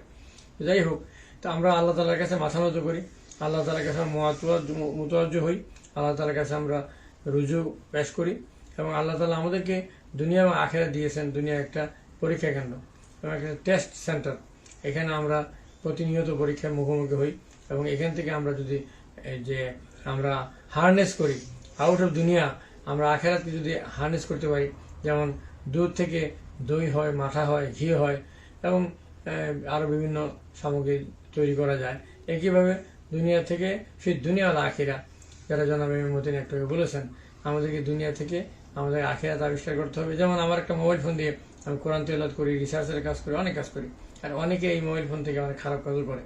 এখন ডিপেন্ড করে, সোশ্যাল মিডিয়াকে কেউ ইউজ করে ভালো কাজে, সোশ্যাল মিডিয়াকে কেউ ইউজ করে খারাপ কাজে। আপনার এরদোয়ান, টার্কিশ প্রেসিডেন্ট, তিনি মোবাইল ফোনকে ইউজ করে একটা কুদাতা, মিলিটারি কুদাতা তিনি ঠিকই দিয়েছিলেন, এটাকে অ্যাবর্টিভ কুদাতা বানিয়ে ফেলেছিলেন, অর্থাৎ ব্যর্থ করে দিয়েছিলেন কুদাতাকে। একটা মোবাইল ফোন দিয়ে জেনারেল পারভেজ মোশাররফ শ্রীলঙ্কা থেকে পাকিস্তানে ব্যাক করার পথে প্লেনে বসে একটা মোবাইল ফোনের মাধ্যমে তিনি রাষ্ট্র ক্ষমতা পরিবর্তন করে দিয়েছিলেন, যখন তাকে স্যাক করে ফেলা হয়েছিল। তো এই যে জিনিসগুলো আমরা যদি কাজে লাগাই, কবিতার মাধ্যমে কাজে লাগাই, ওয়াখরা জাতিল আরদু আসকালাহা, আল্লাহ তাআলা বলছেন কোরআন শরীফে সূরা জিলজালাতে, যারা বলেছেন যে ওয়েবের মাধ্যমে আল্লাহ তাআলা হাশরের ময়দানে মানুষ যা করে সবকিছু প্রকাশ করে দেওয়া হবে। সবকিছু ভিডিও করা আছে, অডিও করা আছে, এবং ক্যামেরাতে ছবি তোলা আছে, স্টিল ছবি এবং ভিডিও ছবি দুইটাই আছে। এটা যারা একটা সময় ছিল যে মানুষ এটা চিন্তা করতো এটা কি করে সম্ভব। আজকে দেখেন আপনার ইন্টারনেটের মাধ্যমে, কম্পিউটারের মাধ্যমে, প্রোগ্রামিংয়ের মাধ্যমে সবকিছু করে রেখে দেওয়া হয়। তো এটা তো একটা মানে লোকাল একটা মানে লিমিটেড জিনিস করা হয়। আল্লাহ তাআলার কাছে সবকিছু আছে, কোনো কিছু নাই। আমরা যখন কথাগুলো বলছি আমরা দেখি না। আল্লাহ তাআলা সবসময় আমাদের ঘুমে সজাগ থাকা অবস্থায় এবং আমাদের জীবন থেকে ছোট থেকে বড় হওয়া পর্যন্ত, মৃত্যু পর্যন্ত সবকিছু আল্লাহ তাআলা রেকর্ড করে রাখেন। এইটা আল্লাহ তাআলার কাছে আছে, এবং এই কপিটাও এখানে শুধু পেশ করে দেওয়া হবে। আল্লাহ বলেছেন, একবার প্রথমবার তোমাদেরকে সৃষ্টি করা আমার জন্য কঠিন ছিল, যদি তোমরা মনে করো, কিন্তু আমি তখন অবয়ব ছাড়া, কোনো আকার ছাড়া, স্ট্রাকচার ছাড়া তোমাদের তৈরি করেছিলাম। স্ট্রাকচার তোমার কাছে আছেই, এই বডি, এই শরীরের গোস্ত এগুলো থাকবে না, সবগুলো শেষ হয়ে যাবে। এবং তারপরে যেটা হবে, এটা আল্লাহ তাআলা বলবেন কুন ফায়াকুন, আল্লাহ হুকুম করে যেটা যে প্রকার ছিল ওই রকমই আরেকটা নতুন জিনিস সহ সেটা রেডি হয়ে চলে আসবে। তো এইভাবে দুনিয়াতে আমরা বিভিন্ন জিনিস চেঞ্জ করি, ওয়ার্ড্রোব চেঞ্জ করি, আলমারি চেঞ্জ করি, আপনার সব ফার্নিচার চেঞ্জ করি, এইভাবে নতুন করে একটা স্ট্রাকচার চলে আসবে। মূল জিনিসটা হচ্ছে রূহ, স্পিরিট, আল্লাহ তাআলা আমাদেরকে যেটা দিয়েছেন। এবং আল্লাহ তাআলা আমাদেরকে নিজের হাতে সৃষ্টি করেছেন। ফেরেশতা থেকে যখন এর আগে জিন জাতি সৃষ্টি করেছেন, জিন থেকে তাদের লিডার ইবলিসকে যখন ফেরেশতাদের অন্তর্ভুক্ত করেছিলেন, এবং তারপরে যখন তারা বিপর্যয় সৃষ্টি করেছিল জিন জাতি, তখন আল্লাহ তাআলা ফেরেশতা থেকে যখন দায়িত্ব দিয়েছিলেন, শুধুমাত্র প্রোগ্রামিং করার মাধ্যমে তাদেরকে দেওয়া হয়েছে, তারা শুধু ভালো কাজগুলো করতে পারবে, খারাপ কোনো কাজ করতে পারবে না, তাদের কোনো স্বাধীনতা নেই। এরপরে আমাদেরকে সৃষ্টি করা হলো, আদম আলাইহিস সালামকে আল্লাহ তাআলা নিজের হাতে সৃষ্টি করেছেন, এবং আল্লাহ তাআলা যখন ফেরেশতাকে জিজ্ঞেস করেছিলেন, তারা আশঙ্কা করেছিল জিন জাতির মতো আদম আলাইহিস সালাম অর্থাৎ মানব জাতীয় একই কাজ করবে কিনা। আল্লাহ তাআলা বলেছেন, আমি যা জানি তোমরা তো জানো না। এবং আল্লাহ তাআলা বলেছিলেন যে শয়তান তখন সেজদা করতে, তাকে সম্মানসূচক সেজদা করতে অস্বীকার করলো, আল্লাহ তাআলা তাকে অভিশাপ দিলেন, এবং শয়তান সেদিন থেকে দায়িত্ব গ্রহণ করলো আল্লাহ তাআলার কাছ থেকে, কিয়ামত পর্যন্ত সে আমাদেরকে পথভ্রষ্ট করতে থাকবে। আল্লাহ তাআলা বলেছেন, তোমাকে দায়িত্ব দেওয়া হলো ততক্ষণ পর্যন্ত তোমাকে অবকাশও দেওয়া হলো, কিন্তু তুমি এই আমাদের মুমিন বান্দা যারা আল্লাহর কাছে থাকবে, আল্লাহর পথে থাকবে, আল্লাহর পথে ফিরে আসবে, তাদেরকে ছাড়া অন্যদেরকে বিভ্রান্ত বা পথভ্রষ্ট করতে পারবে। যাই হোক, আল্লাহ তাআলা আমাদের সুযোগ দিয়েছেন এবং আল্লাহ তাআলাকে রাজি খুশি রাখার জন্য আজকে আমরা এখানে এসেছি। আল্লাহ তাআলাকে রাজি খুশি রাখার জন্য আমরা আমাদের কাজ করি। আমরা গুনাহগার এবং we should be proud of Allah, we should be proud of our position as servant of Allah এবং অ্যাজ স্লেভ অফ আল্লাহ। এবং এছাড়া আমরা দুনিয়াতে অনেক পদ পদবি পাই, এটা হচ্ছে সাময়িক, এটা হচ্ছে আল্লাহর পরীক্ষার জন্য এবং এর মাধ্যমে আমাদেরকে হার্নেস করতে হবে, আমাদেরকে to take the optimum result for আখেরা, বোথ দুনিয়া আর আখেরা। তো এটা করার জন্য আমরা আজকে যে আলোচনা করছি, এই আলোচনা অর্থ হচ্ছে এটা আজকে যারা আপনারা শুনছেন আলোচনা, তারা জনাব কবি আলিউদ্দিনকে চেনেন এবং তার বক্তব্য শুনেছেন এবং অনুষ্ঠান শুরু করার আগেও তিনি বলেছেন যে তাকে যখন ডাক্তার বলেছে যে he is a cancer patient, তিনি বলেছেন যে আলহামদুলিল্লাহ। আমরা সাধারণত এটাই বলি, এটাই বলতে হবে এবং প্রতিনিয়ত আমাদের ভালো কিংবা খারাপ, good or bad, whatever we receive from Allah সুবহানাহু ওয়া তাআলা, we must believe it and we must believe in it, and we must believe in Allah, we must believe in angels, and we must believe in our Lord, আমাদের forehead, আমাদের luck, we must believe in akhirah, we must believe in hereafter, means akhirah, and we must believe in our resurrection. And I think I told all the points. If I missed anything, আকুলি কাউলি হাজা আস্তাগফিরু রাব্বা ওয়াস্তাগফিরু ইন্নাহু হুয়াল গাফুরুর রহিম। আমি আবারও ধন্যবাদ জানাই যে আজকে আমাদেরকে নিয়ে এসেছেন জনাব মতিন, জনাব খালিদ রহমান, জনাব মালিক, আর এখানে আমরা পেয়েছি আমাদের আরেক ভাই জনাব মাহমুদ হোসেন, আর জনাব কবি আলিউদ্দিন আরও কবিতা পড়বেন, আরও আলোচনা করবেন। পরবর্তীতে আমরা প্রয়োজনে আর ফিনিশিং এর সময় আরও দু একটা কথা বলবো। আমি আজকে আল্লাহ তাআলার কাছে দোয়া করি, যে আল্লাহ তাআলার কাছে মোনাজাত করি, আল্লাহ তাআলার হাতেই ক্ষমতা। আল্লাহ তাআলা অনেক মানুষকে অনেক হায়াত বাড়িয়ে দেন। যেমন একবার মুসা আলাইহিস সালামের সময় একজন লোকের মৃত্যুর সময় হয়ে গেল এবং যাকে জানানো হলো, মুসা আলাইহিস সালাম একটু পরে আল্লাহ তাআলার সাথে কথা বলতেন এবং তিনি বলেছেন মারা যাওয়ার কথা। এবং এক লোক গুনাহগার, সে একটা অনুষ্ঠানের মধ্যে আসে, মুসা আলাইহিস সালাম আল্লাহর কাছে বৃষ্টি চাচ্ছেন, আল্লাহ তাআলা বৃষ্টি দিচ্ছেন না। মুসা আলাইহিস সালাম আল্লাহকে জিজ্ঞেস করলেন বৃষ্টি দিচ্ছেন না কেন? আল্লাহ বললেন, তোমার এই মজলিসের মধ্যে একজন গুনাহগার লোক আছে, তার জন্য আমি বৃষ্টি দিচ্ছি না। এবং বললেন, তুমি কে আসো এমন এখানে আমার মজলিসে গুনাহগার বান্দা, তুমি এখানে বেরিয়ে যাও, না হলে আমি তোমাকে বের করে ফেলবো, এবং তুমি বের না হলে এখানে বৃষ্টি আসবে না। তিনি ওই ভদ্রলোক যিনি গুনাহগার বান্দা, তিনি তার চেহারা কোনো রূপ ধারণ না করে, না বুঝতে দিয়ে মনে মনে, এবং ছোট তার নড়ে না, তিনি মনে মনে আল্লাহ তাআলাকে বললেন, হে আল্লাহ, আমি তো গুনাহগার, আপনি কি এত লোকের সামনে আমাকে অপমান করবেন? আমি আপনার কাছে লজ্জিত, আমি তওবাতুন নাসুহা করছি, আমি আপনার কাছে ক্ষমা প্রার্থনা করছি। আপনি এত লোকের সামনে আমাকে লজ্জা না দিয়ে আমাকে আপনি ক্ষমা করে দেন, আপনি তো গাফুরুর রহিম, এবং আমি আর কখনো এইরকম গুনাহ করবো না, আমি অনুতপ্ত। যা যা তওবা শর্ত তিনি সব বললেন, বৃষ্টি শুরু হয়ে গেল। ওই লোকে কিন্তু শুনলো না। মুসা আলাইহিস সালাম বললেন, হে আল্লাহ, এটা কি হলো? আমি তো লজ্জিত হলাম। লোক তো কিন্তু শুনলো না, বৃষ্টি শুরু হয়ে গেল। আল্লাহ বললেন, তাকে আমি লজ্জা দিতে চাইনি, সে এইভাবে প্রার্থনা করেছে এবং তার দোয়ার কারণে তাকে গুনাহ মাফ করে দিয়ে বৃষ্টি দেওয়া হয়েছে। এবং আল্লাহ তাআলা বললেন, একইভাবে মুসা আলাইহিস সালাম আরেকদিন যখন বললেন এক লোকের হায়াত শেষ হয়ে যাবে, নির্দিষ্ট সময় বলে দেওয়া হলো, এরপরে ওই লোকটা বেঁচে থাকলো, আল্লাহ বললেন ওই লোক আল্লাহ তাআলার কাছে দোয়া করেছে, আল্লাহ তাআলা তার দোয়া কবুল করেছেন, আল্লাহ তাআলা তার হায়াত, ন্যাক হায়াত বাড়িয়ে দিয়েছেন, হায়াত দারাজ করেছেন। এবং আরেকবার এক লোক দুপুরবেলা মুসা আলাইহিস সালাম বললেন, হে আল্লাহ, আমি দুনিয়ার সবচেয়ে বেশি গুনাহগার বান্দাকে দেখতে চাই। আল্লাহ বললেন, তুমি অমুক জায়গায় গিয়ে দাঁড়াও, এখানে একটা লোক পাস করবে, তুমি কোনো কথা বলবে না, এবং দেখবে একটা লোক যাচ্ছে, সেই লোকটি সবচেয়ে বেশি গুনাহগার, তুমি কোনো কথা বলতে পারবে না, দূরে থেকে দেখবে। এবং তিনি দেখলেন ওই গুনাহগার বান্দা ক্রস করে গেল, তিনি মনে মনে ওই লোকটাকে একটু ঘৃণা করলেন, কিন্তু যেহেতু আল্লাহর নির্দেশ, তাকে কিছু বলা যাবে না, দূরে থেকে দেখে চলে আসতে হবে, তিনি চলে আসলেন। সন্ধ্যার সময় তার খায়েশ হলো, তিনি বললেন, হে আল্লাহ, আমি দুনিয়ার সবচেয়ে বেশি নেককার বান্দাটাকে দেখতে চাই। আল্লাহ বলে, তুমি ওই জায়গায় আরেকটা জায়গায় যাও, ওইখানে গিয়ে এই সময় সূর্য অস্ত যাওয়ার আগে ওই জায়গায় দাঁড়িয়ে থাকো, একইভাবে তুমি ওই লোককে কিছু বলবে না, তুমি শুধু দূরে থেকে অবলোকন করবে এবং চলে আসবে। এবং তিনি গেলেন, দেখলেন যে ওই সময় একটু ঠান্ডা পড়ছে, ঠান্ডার মধ্যে ওই লোকের ঠান্ডার কাপড় চোপড় পরে, শরীরে জুব্বা টুব্বা লাগিয়ে, মুখ টুক অনেকটা ঘুরে, শুধুমাত্র মুখের বাইরের অংশটা দেখা যাচ্ছে, তিনি গেলেন। তিনি তো আল্লাহ নবী, তিনি একটু কাছে, অর্থাৎ লোকটার থেকে একটু দূরত্ব বজায় রেখে চেষ্টা করলেন ফাইন্ড আউট করতে, মুখটা ভালো করে দেখতে। বারবার তিনি মুখটা দেখার চেষ্টা করছিলেন, দেখছিলেন, দেখার পর তার মধ্যে একটা ধারণা জন্ম নিল। তিনি কিছুক্ষণ পরে আল্লাহ তাআলাকে ফেরত এসে এখান থেকে আল্লাহকে বললেন, হে আল্লাহ, ওই লোকটা কে? বলে, তুমি কি ভালো করে দেখো নি? আল্লাহ বললেন, আমি দেখেছি, আমি একটা কথা বলতে চাই। বলো। বললেন তিনি যে আমার কাছে মনে হচ্ছে দুপুরে যে লোকটাকে আমি দেখেছি এখন সেই লোকটাকে দেখলাম, যদিও ঠান্ডা পড়ার কারণে ওই লোকটাকে একটু ঢাকনা খাবার অবস্থা দেখেছি, তো ঢাকনা দেওয়া অবস্থা আমি দেখেছি, কিন্তু মুখটা আমি বারবার দেখার চেষ্টা করেছি। আমার কাছে তো মনে হয়েছে আল্লাহ একই লোকটা আমি দেখেছি, যে লোকটা সবচেয়ে বড় গুনাহগার ছিল, এই লোকটা সবচেয়ে বেশি পুণ্যবান লোক হিসেবে আমি কি দেখলাম, আমি কি সত্যি দেখলাম? বারবার তিনি বলার চেষ্টা করছিলেন। আল্লাহ এক পর্যায়ে বলেন, হ্যাঁ তুমি সেই লোকটাকে দেখেছো, সেই লোকটা ওই গুনাহগার ছিল ওই সময় সবচেয়ে বেশি। সেই লোকটা আল্লাহ তাকে এই সময়ের মধ্যে এত বেশি ক্ষমা চেয়েছে, এবং আল্লাহ তাআলা, তোমার আল্লাহ তাআলা, সবার আল্লাহ তাআলা দয়া পরবশ হয়ে এবং মুগ্ধ হয়ে ওই লোকটাকে আল্লাহ ক্ষমা করে দিয়েছেন, এবং ওই লোকটাই এখন সবচেয়ে বেশি পুণ্যবান। এই জন্য কথা বললাম, এই কারণে কয়েকটি উপমা দেখালাম। আল্লাহ তাআলা হায়াত না থাকলে হায়াত দেওয়ার মালিক আল্লাহ তাআলা। এই জন্য কোরআন শরীফে আমি আয়াতগুলো একটু পেশ করেছিলাম। আল্লাহ তাআলা এই কথাগুলো বলেছেন, আমরা আল্লাহর উপরে যে তাকওয়া আনতে হবে, ঈমান আনতে হবে, বিশ্বাস আনতে হবে, নির্ভর করতে হবে আল্লাহর উপরে। আল্লাহ তাআলা ছাড়া কেউ নাই, আর কারোর উপরে নির্ভর করার সুযোগ নাই। কুল হু আল্লাহু আহাদ আল্লাহুস সামাদ, আল্লাহুস সামাদ, আল্লাহ স্বয়ং সম্পূর্ণ, Allah fully dependent on himself alone. Allah তাআলা আর কারোর উপর নির্ভর করেন না। এই যে বিষয়গুলো আমি আলী আল্লাহ মিলাদ আল্লাহ মিয়াকুল্লাহ কুফুয়ান আহাদ, এইটা যদি আমরা ঠিকমতো পড়ি, আমরা বুঝতে উপলব্ধি করি যে আল্লাহ তাআলা কাউকে জন্ম দেন নাই, আল্লাহ তাআলাকে কেউ জন্ম দেয়নি, এবং আল্লাহ তাআলা সমকক্ষ বা সমতুল্য কেউ নাই।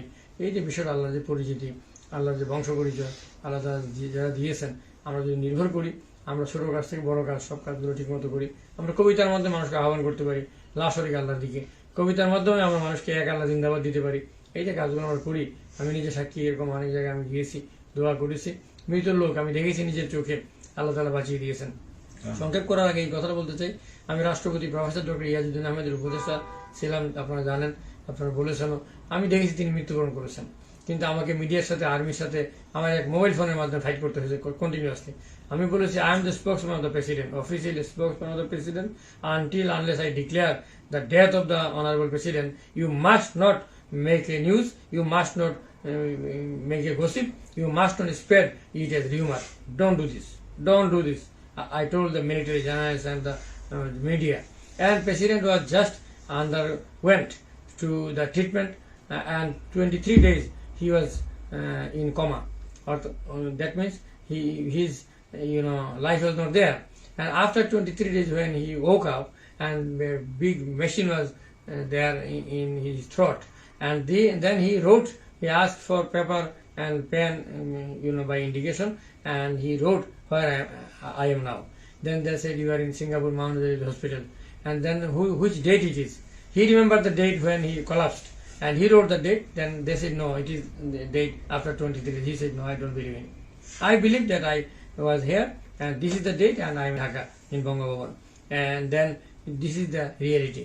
But Allah gave him life back.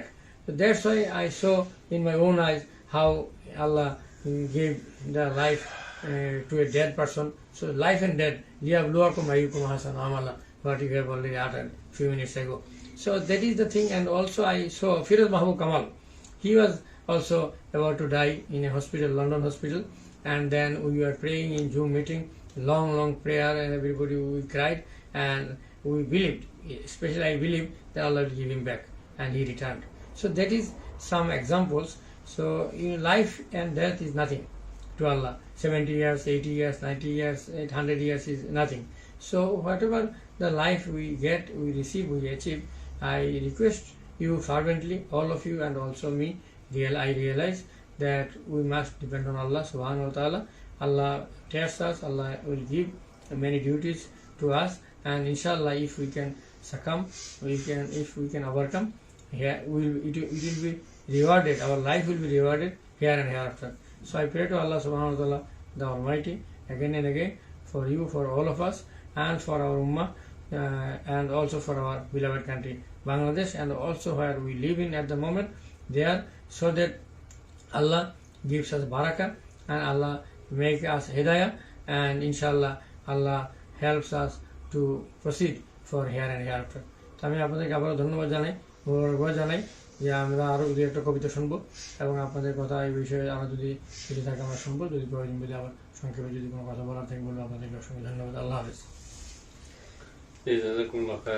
অনেক মূল্যবান কথা, যেটা দুনিয়ার দৃষ্টিকোণ থেকে, কোরআন হাদিস ইসলামের দৃষ্টিকোণ থেকে আপনি নাইসলি প্রেজেন্টেশন করেছেন, যেটা আমাদের জন্য শিক্ষণীয়। আমরা যারা লিসেন করলাম তারা সহ সবাই যেন আমরা ইমপ্লিমেন্ট ইন আওয়ার লাইফ। কবি আলিউদ্দিন ভাইকে বলবো যদি দু একটা কবিতা আপনার যেটা জি, আমি আসলে মুগ্ধ হয়ে শুনছিলাম আমাদের প্রধান মেহমান মুখলিসুর রহমান চৌধুরী সাহেবের আলোচনা। এই আলোচনা শোনার পরে আসলে কবিতা কতটুকু আপনাদের কাছে ভালো লাগবে আমি জানি না। তো আমার বইয়ের নাম হচ্ছে হৃদয় চেয়েছে ডায়েরি। এটা আমার প্রথম কবিতার বই। কবিতার নাম হচ্ছে জেগে উঠো। আমরা সবাই বিশ্বজয়ের স্বপ্ন দেখি, দেশ হতে দেশ দেশান্তরে ছড়িয়ে আছে। দেখব না আর সুখের স্বপ্ন নিজের দেশে, গড়তে হবে নতুন করে জগৎটাকে। শক্ত করে নিজের বুকে কোরআন বাঁধো, বাজার প্রাচীর ভেঙে সবাই এগিয়ে চলো।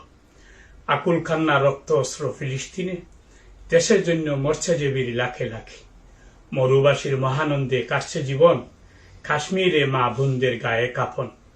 যাদের হাতে তলোয়ারের তেজ ছিল, এই সে জাতি ঘুমিয়ে সময় কাটিয়ে দিল। সো আরেকটা বলবো, তাহলে আরেকটা কবিতা আমি আমার বিশ্বনবী মুহাম্মদ সাল্লাল্লাহু আলাইহি সাল্লাম বই থেকে বলবো।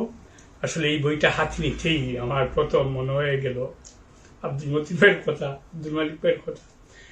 ফার্স্ট ভাই মিলে একটা রেস্টুরেন্টে বসে আলাপ করে আমার এই বই প্রকাশনার ব্যাপারে কিভাবে সহযোগিতা করা যায় তারা চিন্তা ভাবনা করলেন, এবং আলহামদুলিল্লাহ মৌলানা তাজুল ইসলাম সাহেব, আব্দুল মালিক ভাই এমপি, আব্দুল মতিন ভাই, আরো দুই ভাই নামে এই মুহূর্তে মনে আসতেছে, মৌলানা আব্দুল্লাহ খান। ফার্স্ট ভাইয়ের আর্থিক সহযোগিতায় আমার এই বইটা বিশ্বনবী মুহাম্মদ সাল্লাল্লাহু আলাইহি সাল্লাম পৃথিবীর চোখ দেখেছে। সো আমি এই বই থেকে একটা কবিতা আপনাদেরকে শোনাবো। আমি সর্বপ্রথম খানায় খাবায় যখন যাই, উমরা হই, আমি গেছিলাম জুবেলে সুর দেখার, সুর না নূর বলে, ওই যে যেখানে ওহী নাযিল হয়েছিল, জুবেলে নূর। সো সেই স্মৃতিটা নিয়েই আমার কবিতা। কবিতার নাম হেরার পথ। আজ ছুটেছি হেরার পথে, পথ ধরে ওই আঁকা বাঁকা, দেখতে চাহি কোথায় হেরা, কোথায় নবীর প্রিয় সখা। পড়ব নামাজ, করব শুকুর আল্লাহ পাকের দরবারে, করব স্মরণ ছিল হেতা নবী আমার আহারে। নবী ছিল এ হেরাতে ধ্যান জিকিরে রাত্র দিন, বিশ্ব নবী পেয়ারা রাসূল রাহমাতুল্লিল আলামিন। এই হেরাতে ওহী নিয়ে আসেন প্রথম জিবরাইল, ইকরা বলে খুলে দিলেন স্রষ্টা নবীর সুপ্ত দিন।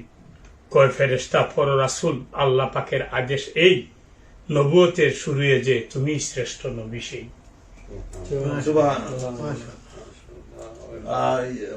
মতিন ভাই, একটা জিনিস হইল কি, ওই যে কবি আলিউদ্দিন ভাই ওই যে কোরআনের ছায়াতলে বইটা যেদিন পাবলিশ হয়েছিল, উনি আমার দোকানে নিয়ে আসছিল।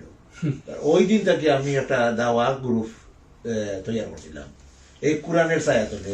কিন্তু আজকে এই দাওয়া গ্রুপটা এই বই নামে এখন পর্যন্ত ওই বইয়ের ফটো আছে এই গ্রুপের, 700-800 মানুষের দাওয়াতি কাম করে। আলহামদুলিল্লাহ। এটা আমি কবি আলিউদ্দিন ভাইয়ের নামে একটা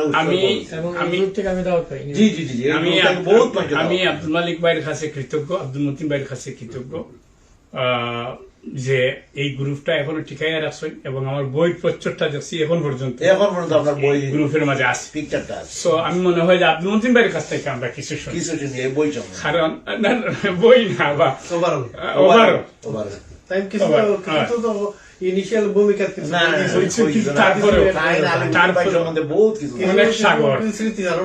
অনেক সাগর। আমার একটি বিপ্লব চাই বই প্রথম তখন পড়ছিলাম যখন আমরা নবীগঞ্জ একাডেমি করি। আমি গেছিলাম উদ্বোধন অনুষ্ঠান, আমার হইলাম মতিন ভাই আপনি আমার মেসেজ লোকা গেলাম, যাওয়ার বাদে দেখাই দেওয়া কইলা যে এই আপনার বই তো আমার কাছে। তো এই যে মানুষ অনেক সময় লেখকেও জানে না, অনেক সময় লেখকের বই যে পাঠক সকলকে বক্ত সকলকে গোপনে পয়সা দিয়া অনেক দূর থেকে কিনে, হয়তো সেই সময় তাই সিলেট থেকে কিনে নিয়ে আসছিলাম বইটা, নবীগঞ্জ তো ভাবার কথা নাই। আচ্ছা, তোরা হোক আপনি আমরা সব আজকে আমরা যারা এবং আমাদের ভিউয়ার যারা আছেন তাদের উদ্দেশ্যে যেটা বলবো সেটা হচ্ছে কবি আলিউদ্দিন ভাই জন্মস্থান নবীগঞ্জ, কসবা, লিপাইবাজার এলাকায়। তো উনি যে গ্রাম থেকে বেড়ে আসা, বড় হয়ে আসা, জন্ম এবং বড়টা, সেই এলাকাকে কেন্দ্র করে ওনার অনেক স্মৃতি বিজড়িত কথা, কবিতা, কাব্য, অনেক কিছু লেখা। আসলে ওনার 1996 যে বিপ্লব, আমি একটি বিপ্লব চাই, বইয়ের মাধ্যমে ইসলামী আন্দোলনবাদীদের অনেক জ্ঞানের সন্ধান, অনেক জ্ঞানের খোরাক দিয়েছে। ইসলামী মুভমেন্টের একটা স্পিরিট মানুষের মধ্যে কিভাবে চেতনা কাজ করবে কোরআন হাদিসের আলোকে, অনেক বইটা এখনো পড়লে বুঝতে পারবেন এটার অনেক মাহিত্য, গুরুত্ব। এভাবে করে কবিরা যে নীরবে নিবৃত্তে শুধু লিখে যায় সমাজের জন্য, যখন কবিরা জীবদ্দশা অনেকে হয়তো তার প্রাপ্তিটা পায় না, তার সমাদর পায় না, কিন্তু কবিরা যখন মরে যায় তখন তার যে প্রাপ্য স্থান নিয়ে মানুষ আফসোস করে, হতাশা করে, রিগ্রেট ফিল করে। কিন্তু আমরা সচেতন মহল যারা, সবাই যদি একটু চিন্তা করি যে আমাদের কবিরা আসলে তারা অনেক শ্রম, অনেক স্যাক্রিফাইস, অনেক এফোর্ট দিয়ে, অনেক রিসার্চ করে, কাজকে বাদ দিয়ে এই সমাজের জন্য লিখে যাচ্ছে, অহরহ এই সময়টা যে স্যাক্রিফাইস করে যাচ্ছে, এটার যে মূল্যায়ন হয়তো আমরা সমাজের দেওয়া ভেরি ডিফিকাল্ট, কিন্তু তার যে রিওয়ার্ড যেটা অবশ্যই রিজার্ভ আছে আল্লাহর কাছে, এবং যারা পাঠক মহল আছেন তারা পরে ধন্য হবেন। এবং কবিকে অনেকে না দেখেই কবির বই পড়েও অনেকেই, আমি তো ফেসবুকে লাইভ দেখে হাজার হাজার লোক ওনার জন্য দোয়া করে। এই যে ভালোবাসা, সেই ভালোবাসার গাথায় তো আমরা এই পৃথিবীতে ভেসে আসি। আজকে এই ভালোবাসার টানে আমরা শুধু লন্ডন থেকে 200-250 মাইল দূর থেকে আমরা এই ভালোবাসার টানে আমরা এসেছি এই কবিকে দেখার জন্য। বাইরে অনেক অবদান রয়েছে, একটা হলো লিখনী জগতে, আর একটা হলো সমাজ জীবনে, সমাজ গড়ার কাজে, সমাজ বিপ্লবে। সর্বোপরি এদেশে আমরা নন মুসলিম দেশে আসার পরে ওনার যে অ্যাক্টিভিটিস, মানুষকে কিভাবে ইউনাইট করা, নন মুসলিমকে কিভাবে ইসলামের দাওয়াত দেওয়া। আমরা তো আসলে নন মুসলিম দেশে থাকার যে একটা বৈধতা, ভ্যালিডিটি, একমাত্র অপশন ইজ দ্যাট। স্কলাররাই বলে থাকেন যে আমরা যদি নিয়ত সহি করে অন্তত নন মুসলিম দাওয়াটা শুরু করি, এটলিস্ট আল্লাহর কাছ থেকে আমরা বাঁচার একটা উপায়, একটা অবলম্বন থাকে। তো এই কাজটা কিন্তু কবি, আমি দেখেছি ওনাকে 2000 থেকে 2002 থেকে very actively he was working for non মুসলিমকে কিভাবে দাওয়াতি কাজে স্প্রেড করা, এঙ্গেজ করা, এবং সমাজের বিভিন্ন যে অনাচার, বেবিচার রয়েছে, আমাদের চিলড্রেনরা অন্যদিকে ডাইভার্ট হয়ে যাচ্ছে, আমাদের চিলড্রেনরা ড্রাগ এডিক্ট হয়ে যাচ্ছে, আমাদের চিলড্রেনরা প্যারেন্টের সাথে মিসবিহেভ করতেছে, এগুলোর কাজে ওনার অনেক অবদান রয়েছে। লন্ডন থাকা অবস্থায় আমরা সচক্ষে দেখেছি, ওনাকে নিয়ে আমরা অনেক সমাজের ভালো কাজ করার চেষ্টা করেছি। আমি বলবো যে উনার সবারই জীবন, মনে করেন 40-50 হোয়াট এভার আল্লাহ তাআলা দিয়েছে, এইটার যে বিস্তারিত বিবরণ তুলে ধরা কারো পক্ষে সম্ভব নয়। এই রেকর্ড একমাত্র কিরামান কাতিবিন যারা রয়েছেন আল্লাহর কাছে বরাদ্দ রয়েছে ইনশাআল্লাহ। তো আমি বলবো সর্বোপরি আমাদের সাথে একে অন্যের যে একটা ভালোবাসা, হৃদ্যতা, আমরা সবাই কবির জন্য দোয়া করি। কবি যেভাবে লিখে গিয়েছেন, আমি অনুরোধ করব আর যদি লেখা তার বাকি থাকে, এই অবসর সময়ে চিন্তা চেতনার সুযোগে যদি আরো কিছু লেখার সুযোগ থাকে, সময়টাকে কাজে লাগান, লিখে যান। আপনি হতাশ হওয়ার কিছু নেই, কারণ এই লেখা একদিন আপনাকে স্মরণ করবে। এই লেখনির মাধ্যমে জাতি জাগ্রত হবে, বিবেক জাগ্রত হবে। আমাদের নেক্সট জেনারেশন এমন হতে পারে, তারা ইভেন আপনার চিলড্রেনরা they don't know about Bangla, তারাও ইন্সপায়ার হয়ে একদিন ইংরেজি ট্রান্সলেট করে হয়তো এটা স্প্রেড হতে পারে আমাদের সমাজে। এই যে মোটিভেশন একদিন কাজ করবে। তাই আসুন আপনি লিখে যান, ভালো কাজ করে যান, এবং ইটাই সদকায়ে জারিয়া হিসেবে বেঁচে থাকবে। কারণ আমরা যখন মরে যাব, 3 type of work still remain. একটা হচ্ছে আপনি যদি ভালো কাজ করে যান, গুড ডিড করে যান, সেটা লেখার মাধ্যমে হতে পারে, সেটা আপনার কথার মাধ্যমে হতে পারে, সেটা প্রাতিষ্ঠানিকভাবে হতে পারে, আর যদি আপনার ভালো ভালো চিহ্ন রেখে যেতে পারেন সেটা হতে পারে। সর্বোপরি হলো আপনার যত ধরনের আমল রয়েছে, এই যে লিখে যাচ্ছেন সদকায়ে জারিয়ার কাজ, এটাও কিন্তু জারি থাকবে। এই আপনি মারা যাওয়ার পরেও এই অ্যাকাউন্টটা কিন্তু বন্ধ হবে না, ভালো কাজের অ্যাকাউন্টটা আল্লাহ তাআলা ওপেন করে দিবেন। তাই আসুন আমরা কবির জন্য সবাই আল্লাহর কাছে মুনাজাত করি, আল্লাহ তাআলা ওনাকে সুস্থ করে দেন, উনি যেন আবার সুস্থ সবল শরীরে আবার পুনরুদ্যমে আবার আমাদের মাঝে ফিরে আসবেন ইনশাআল্লাহ, সেটা আমাদের দৃঢ় বিশ্বাস। এবং লিখনের জগতে আবার আন্দোলন চালিয়ে যাবেন। তাই আমি কথা না বলে কবিকে বলবো সর্বশেষ কিছু। আমার ধন্যবাদ আব্দুল মতিন ভাই। আমার হাতে দেখতেছেন আপনারা কোরআনের ছবি নামে আমার একটা বই। এই বইটি কালামে পাক থেকে প্রায় 65টি আয়াতরে আমি কালেক্ট হইয়া এই বইয়ের ভিতরে সংযুক্ত করছি।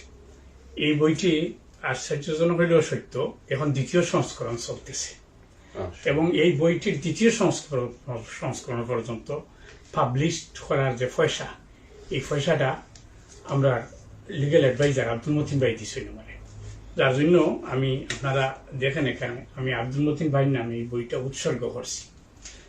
আসলে এখন তৃতীয় সংস্করণের কাজ চলতেছে। এই বইটা যে এত মার্কেট পাবে এবং বিশেষ করিয়া ব্রিটিশ যারা বাংলাদেশি তাদের কাছে এইভাবে বিভিন্ন শহরে বন্দরে যাইয়া পৌঁছবে আমি কল্পনা করতে পারিনি।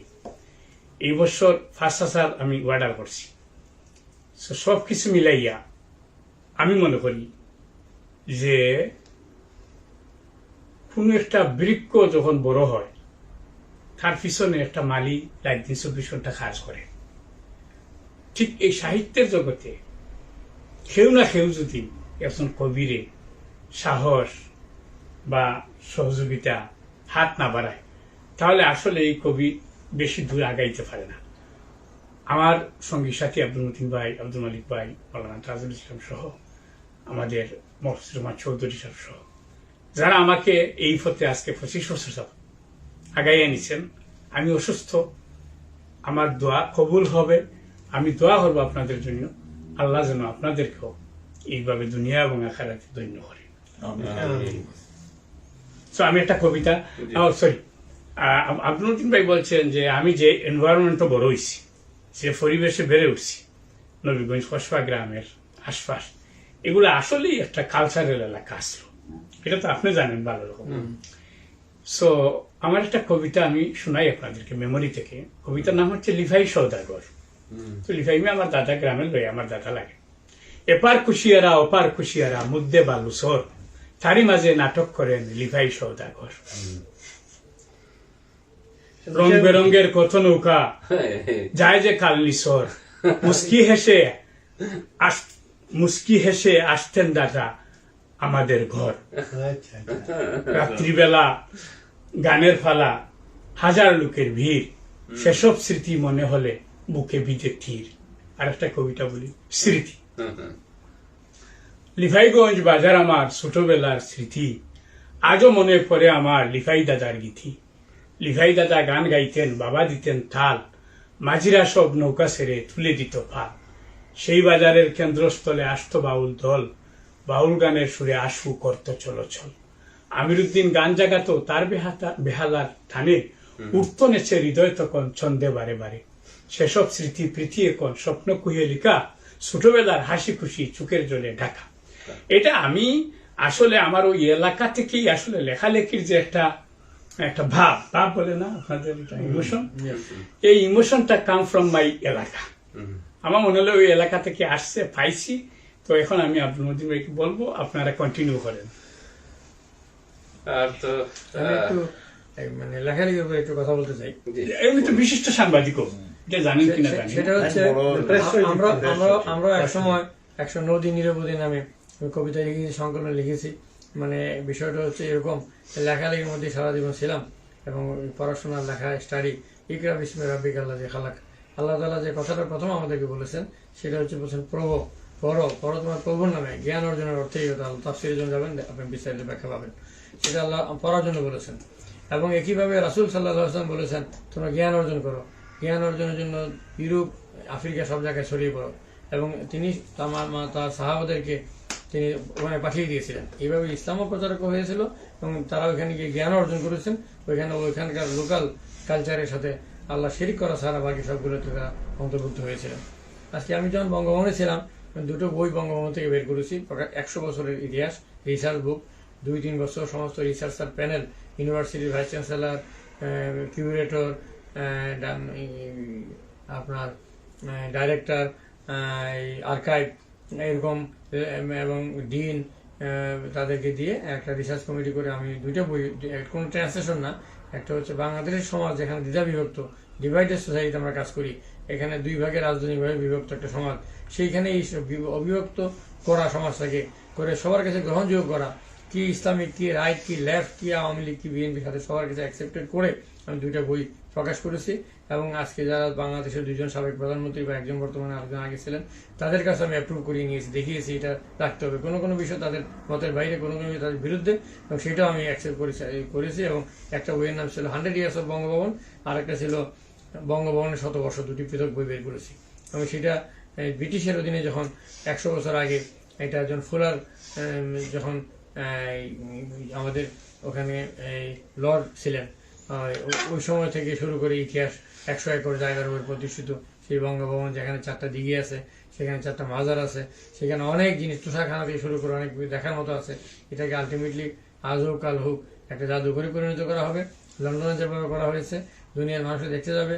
প্রেসিডেন্ট বিল ক্লিন্টন এবং কুইন এলিজাবেথ সহ তারা স্মৃতির পাতা এই বইগুলো বঙ্গভবন সম্পর্কে, বঙ্গভবনের আতিথ্য সম্পর্কে, বাংলাদেশের কথা বলতে গিয়ে বঙ্গভবনকে একটা স্যাম্পল হিসেবে, একটা রেপ্লিকা হিসেবে তুলে ধরে প্রকাশ করেছেন। 2টা বই আজকে সারা ওয়ার্ল্ডে রিসার্চের জন্য এটা কাজে লাগছে। এবং এটা আমি একটু আগে বলেছি, 100 Years of বঙ্গভবন একটা, আর একটা হচ্ছে বঙ্গভবনের 100 বর্ষ। আমি বাংলাদেশের রাষ্ট্রপতির উপদেষ্টা হওয়ার আগে তখন প্রেস সচিব ছিলাম, প্রেস সচিব থাকা অবস্থায় 2টা বই বের করেছিলাম। এটা 2টা রাষ্ট্রীয় বই। এছাড়া আমি 2টি বই প্রকাশ করেছি, একটি সমকালীন সাংবাদিকতা, আরেকটা হচ্ছে প্রটোকলের নিগর। আমি সেটা রাষ্ট্রপতি প্রফেসর ডক্টর ইয়াজউদ্দিন আহমেদ উদ্বোধন করেছেন, সেখানে বিশেষ অতিথি ছিলেন তথ্যমন্ত্রী শামসুল ইসলাম। 2টো বই, মোট 4টা বই। এছাড়া আমি ইউকে আসার পরে, আমি যখন বাংলাদেশে মাস কমিউনিকেশন জার্নালিজমে ঢাকা ইউনিভার্সিটি মাস্টার্স করার পর, ইন এডিশন টু দ্যাট আমি লন্ডন ইউনিভার্সিটি লন্ডন বার্কবেক থেকে আমি এমবিএস করেছি, কিংস কলেজ থেকে ওয়ারেন্ট ডিপ্লোমেসির উপরে আমি ডিগ্রি করেছি, এলআইসিটি করেছি, অল উইথ ডিস্টিংশনস। এবং সেখানে আমি এই ইউকে থাকা অবস্থায় কেমব্রিজ থেকে আমার একটা বই বেরিয়েছে, সেটা হচ্ছে ক্রাইসিস ইন গভর্নেন্স। আপনারা এইটা দেখতে পারবেন, এই তথ্যটা আমি দেখাচ্ছি। Crisis in governance, one of the highest sold research books, এবং এটা ব্রিটেন, আমেরিকা, কানাডা, অস্ট্রেলিয়া, সারা ওয়ার্ল্ডের ইউনিভার্সিটি মাস্টার্স, পিএইচডি, এমএস এদের জন্য এটা পড়ানো হয়। এবং আরেকটা বই ইউনিক মিলিটারি ইন্টারভেনশন, আরেকটা বই ডিকটাস পাবলিকেশন থেকে বেরিয়েছে, দুটো বের করেছে। এবং আমার পিএইচডি শেষ পর্যায়ে আছে। আমি এই জ্ঞান অর্জন বা লেখাপড়ার মধ্যে সারাক্ষণ আমি try to learn lesson even from a voice, even from a slip, just taking from the street ও রোড। তো আমি মনে করি আজকে যে বাংলাদেশ হচ্ছে এমন একটা দেশ, যে দেশে হচ্ছে 93% আর মুসলমান, সেখানে আমাদের উম্মার জন্য কাজ করতে গেলে আজকে পৃথিবীর 3য় বৃহত্তম মুসলিম রাষ্ট্র, যেটা 2য় বৃহত্তম মুসলিম রাষ্ট্র ছিল এক সময়, পাকিস্তানের জনসংখ্যা তারা বাড়িয়ে ফেলার কারণে, কন্ট্রোল কম করার কারণে তারা সেকেন্ড পজিশনে চলে গেছে, বাংলাদেশ 3rd পজিশন আছে। ইসলামী দেশে, মুসলিম দেশ হিসেবে, মুসলিম মেজরিটি দেশ হিসেবে, মুসলিম ডমিনেন্ট কান্ট্রি হিসেবে, যেভাবেই বলেন না কেন, বাংলাদেশ একটা হিসা আছে। আমাদের ইসলামের উপরে আমাদের যে হিসাটা আছে, আমরা as per ratio we are suppose two receiving the 3rd share. আমাদের এই শেয়ারটা উম্মার প্রতি আমাদের দায়িত্ব একইভাবে দেখতে হবে, আমাদের দায়িত্ব পালন করতে হবে উম্মার জন্য। এবং এই যে রেশিও অনুযায়ী আমাদের বাংলাদেশ, পৃথিবীর অনেক দেশ আছে, আরবিক কান্ট্রিজ আছে, মিডল ইস্টার্ন কান্ট্রিজ আছে, সেখানে সবগুলো দেশের চেয়ে আমাদের হিসাব বেশি। আজকে দেখেন বাংলাদেশ থেকে কোটা অনুযায়ী 1,87,000 উপরে প্রতি বছর আপনার হাজি হজ যাত্রী নেওয়া হয়, অন্য দেশ থেকে অনেক কম নেওয়া হয়। কিন্তু আমাদের রাষ্ট্র ব্যবস্থা, সরকার ব্যবস্থা, সরকার ইসলামিক ওয়েতে ঠিকমতো দায়িত্ব পালন না করার কারণে আমরা আরও অনেক হিস্সা আমরা পাই, ওআইসির কাছ থেকে পাই, ইসলামিক ওয়ার্ল্ড থেকে পাই, জাতিসংঘে আমরা পাই, সেগুলো থেকে আমরা বঞ্চিত হচ্ছি। আমার মনে হয় আজকে বাংলাদেশে যে জিনিসটা করতে হবে সেটা হচ্ছে, আমাদের বাংলা ভাষা তো আছেই, এটা জাতীয়করণ হয়েছে, আমাদের ইংরেজি আমাদের ইন্টারন্যাশনালে চলার জন্য লাগে, এবং আমাদের দুনিয়া এবং আখেরাতে আমাদের আরেকটা ভাষা লাগে, আরবিক। এবং আমাদের অনেক লোক আজকে 2 কোটি 2.5 কোটি মানুষ দেশের বাইরে আছে।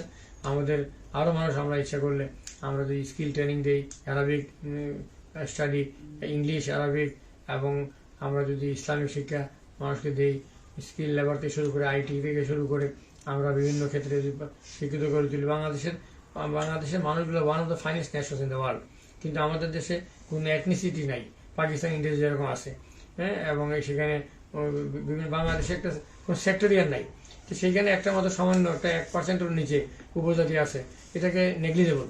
এরপরে 99% মানুষ ওই একই ভাষায় কথা বলে, একই সংস্কৃতিতে চলে, একই ধর্ম অবলম্বন করে, সেই হিসেবে একটা হোমোজিনিয়াস নেশন, একটা সমগোত্রীয় জাতি, এই জাতিকে আজকে বিভক্ত করে রেখেছে একটা অপরাজনীতি। কারণ আমাদের মেনি থিংস আর গুড, আমাদের ব্যাড হচ্ছে পলিটিক্স, এটা থেকে আমাদের উত্তরণ ঘটাতে হবে। We have to overcome this. সেই কারণে আমাদের যেটা করতে হবে, আজকে আমাদের ceramics, garments, textile, indigenous fruit and other industries inside Bangladesh, United Nations peacekeeping, ceramics, pharmaceuticals, in many fields Bangladesh stood fast. কিন্তু একটা মাত্র বিষয় আমরা আজকে পলিটিক্সে আমাদেরকে জাতীয় ঐক্যমত্য সৃষ্টি করতে হবে, ন্যাশনাল ব্যালেন্স সৃষ্টি করতে হবে, আমাদেরকে সমাজের মধ্যে বিভক্তি এটাকে কাটিয়ে উঠতে হবে। এটা উঠতে গেলে আজকে এখানে কবিতার মাধ্যমে, আমাদের সংস্কৃতির মাধ্যমে আমাদের মানুষকে আহ্বান করতে হবে, জাতিকে ঐক্যবদ্ধ করতে হবে, জাতিকে রিকনসিলিয়েশন করতে হবে। এটা করার মধ্য দিয়ে আমাদের সামনের দিকে এগিয়ে যেতে হবে। এই জন্য আমাদের আজকে বাংলাদেশে আন্দোলন হচ্ছে, আজকে এখনো চলছে, সরকারকে দমন করতে চাচ্ছে। আজকে ছাত্রদের আন্দোলন, কোটার বিরুদ্ধে আন্দোলন, এই জাতি বৈষম্যের বিরুদ্ধে স্বাধীনতা যুদ্ধে অংশ নিয়েছিল, সেই বৈষম্য আবার ফিরে এসেছে কোটার মাধ্যমে। কোটা মুক্তিযুদ্ধের চেতনার কথা যদি বলা হয়, সেই চেতনাটা হবে বৈষম্য বিরোধী, এবং সেই চেতনাটা হবে কোটা বিরোধী। সেই চেতনাটা হবে মেধার মাধ্যমে বাংলাদেশে সিভিল সার্ভিস চাকরি পাবে যারা যোগ্য, তারা ইউনিভার্সিটিতে পাশ করবে তারা। আজকে এগুলো আন্দোলন হচ্ছে, সাময়িকভাবে আন্দোলন হয়তো দমন করে দেওয়া যেতে পারে, কিন্তু জাতিকে ভবিষ্যতে খুব কম সময়ের মধ্যে ঐক্যবদ্ধ হতে হবে এবং আমাদেরকে আজকে এই দায়িত্বগুলো পালন করতে হবে। দেশে বিদেশে আমরা যেই থাকি না কেন, বাংলাদেশি হিসাবে আমাদেরকে দায়িত্বগুলো পালন করতে হবে। এবং আমাদের যেহেতু আল্লাহ তাআলা বলেছেন তোমরা মধ্যপন্থা অবলম্বন করো, রাসূল সাল্লাল্লাহু আলাইহি ওয়াসাল্লাম বলেছেন মধ্যপন্থা অবলম্বন করো, এক্সট্রিমিজম থেকে বেরিয়ে আসতে হবে। বেরিয়ে এসে আমাদেরকে বেশি বেশি মানুষকে আমাদেরকে অ্যাকোমোডেট করতে হবে। আজকে দেখেন ছোট্ট একটা দেশ মালদ্বীপস, এটা আমাদের হবিগঞ্জ ডিস্ট্রিক্টের চেয়ে আরো ছোট, কিন্তু এই যে মালদ্বীপস একটা দেশ, এই দেশটা ইন্ডিয়ার মতো একটা বড় শক্তিকে, তার জন্য তো বিশাল শক্তি, সেই শক্তিকে রক্তচক্ষু উপেক্ষা করে, ভ্রুকুটি উপেক্ষা করে, চ্যালেঞ্জ করে দাঁড়িয়েছে এবং সেখানে আরো বেশি ভোট পেয়ে তারা সরকার গঠন করেছে। এবং শুধু তাই নয়, ডক্টর মোহাম্মদ মুইজু, মালদ্বীপের বর্তমান প্রেসিডেন্ট, শির দ্বারা উঁচু করে সেদিন ইন্ডিয়ার সবচেয়ে বড় মৌলবাদী কিলার বুচার প্রাইম মিনিস্টার নরেন্দ্র মোদীর শপথ অনুষ্ঠানে দাওয়াত দেওয়ার সাথে সাথে তিনি দাওয়াত কবুল করে অনুষ্ঠানে অংশ নিয়েছেন। That is the policy, will fight and will attend, will sit together. একটা কথা আছে, wife can be divorced, neighbour can not be. So সেই জন্য আমাদেরকে বাস্তবতা বুঝতে হবে। আমাদের এই জিনিসটা থেকে আমরা দূরে সরে গেলে আমাদেরকে কোনোভাবে আমাদেরকে আজকে সভ্য সমাজ আনা যাবে না। আল্লাহ তাআলা আমাদেরকে আশরাফুল মাখলুকাতের সৃষ্টি করেছেন 18,000 মাখলুকের মধ্যে, সেখান থেকে আমরা অনেকে পশুর পরিচয় দিই।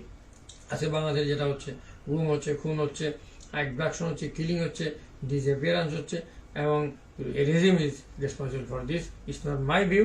United Nations, United States America, world human rights এবং United Nations human rights, there report is that. So আমাদেরকে আজকে লজ্জায় মাথা হেড হয়ে যায়। এই জন্য আমাদেরকে রাজনৈতিক দলগুলোর দায়িত্ব বেশি। কি সরকার কি বিরোধী দল প্রত্যেকে যদি সঠিক দায়িত্ব তাদের পালন করেন, তাহলে আমি এই অবস্থায় উত্তরণ ঘটাতে পারবো। আমি আগে বলেছি বাংলাদেশে যে ভালো দিকগুলো আছে এগুলো আমাদের তুলে ধরতে হবে। আজকে ইন্ডিয়ার সঙ্গে যদি আমরা তুলনা করি, 70% Indians are out of network, they do not have latrine for this areas, they have AIDS and other diseases. They do not have even one time food in a day.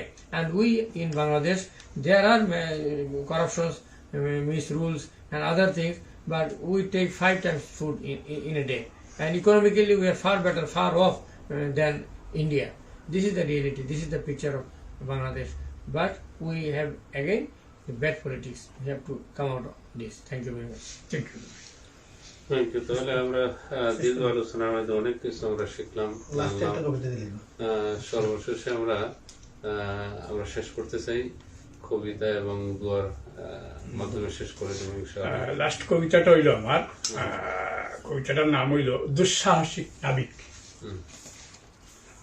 বইয়ের নাম ছায়া বৃক্ষ, 200 কবিতার বই। এটা লেটেস্ট বুক আমার। সেদিন যারা সাগর ফাড়ি দিয়েছিল দুঃসাহসে, সঙ্গে হাজার রণতরী নাস্ত হাতে তলোয়ারে, দেশে দেশে বিজয় নিশান উড়িয়েছিল কৃষাণের দল, কলেমার তকবীর শুনে পালিয়েছিল শিয়াল সকল। সেরে যখন কুরআন হাদিস হুক্কামুখে বাজল বাসি, নরনারীর বুক বিলাসে পড়ালো যাদের গলে ভাসি। মুসলিমেরা বিশ্ব মাঝে হারিয়ে গেল কোন সে বনে, যাচ্ছে আবার ওই দেখো না হেরার শপথ নিয়ে বুকে। ছুটছে ওরা সদল বলে কায়েম করতে সুখের মহল, আনন্দে মন ভরে যায় দেখলে মিছিল জোয়ানের দল।